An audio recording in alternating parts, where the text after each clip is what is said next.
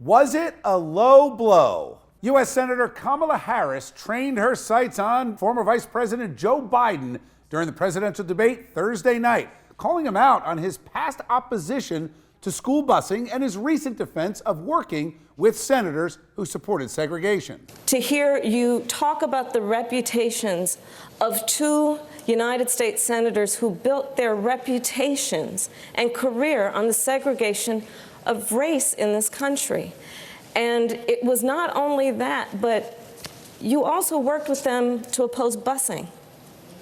And, you know, there was a little girl in California who was part of the second class to integrate her public schools. And she was bused to school every day.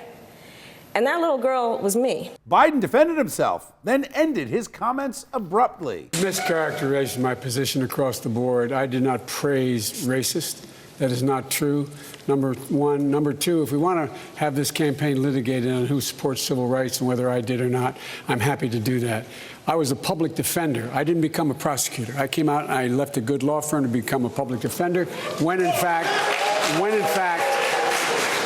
my city was in flames because of the assassination of Dr. King. There were 8 other candidates on the stage Thursday night, so the question is, was the exchange appropriate? Was it constructive?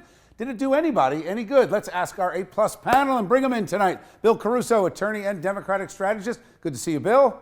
Hey, Bill. And Lisa Durden back with us on this Friday, social commentator. Good to see you, Lisa. Of course. All right, I'm going to start with you, Bill, as a Democratic strategist. Some say this was a shining moment for Kamala Harris, opportunity to break out of the pack. Others say Joe Biden kind of shut it down with his record. What do you say? It's probably a split. If you think about this, there were a collective of 20+ candidates over a 2-day period. How much penetration any of them got? I think Kamala had a very good night. I think Joe Biden did okay, but it was one debate. And, you know, people are talking about the nominee being decided last night or somebody's campaign ending. Sadly mistaken. We got a long way to go yet, unfortunately. And we got a lot of new players that have gotten some oxygen that people didn't even know anything about prior to last night and the night before. Let me ask you, what do you think, Lisa, as far as the race card being played this early?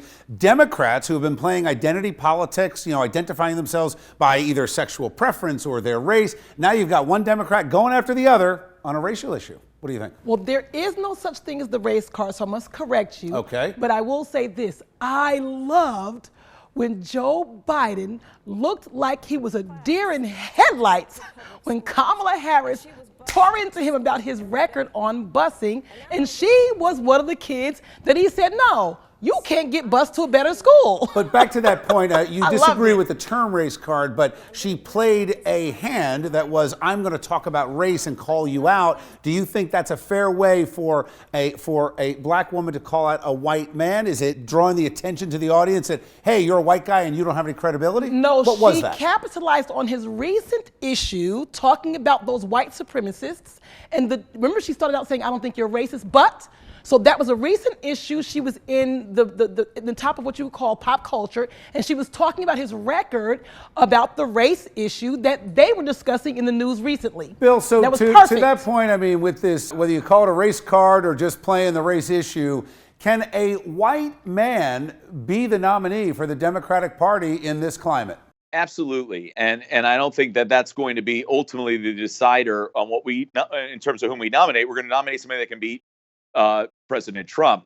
And let me say this to you. I think it's a fair question. Joe Biden's got to be able to defend all of these types of questions, and it's going to make our nominee stronger. So I'm not bothered by that. And I don't think Joe Biden handled it that poorly either. Quick question. Does playing the victim card help or hurt? It seems that Kamala Harris wanted to personalize it. She put herself in the shoes of I'm that little girl. Does that help or hurt with most primary voters? Quick, yes or no? Yes, it helps her. She's viewed as a prosecutor, so I think she put herself in a different role. You agree? Helps her? I absolutely agree, because we can identify with her because that's a factual thing that happened in our country and our country's history. All right. I think you're underestimating the power of Marianne Williamson, and I think you'll see Marianne her Williamson, watch coming up Marianne. soon. I love you. Watch her. I love you. Thank you. I love you.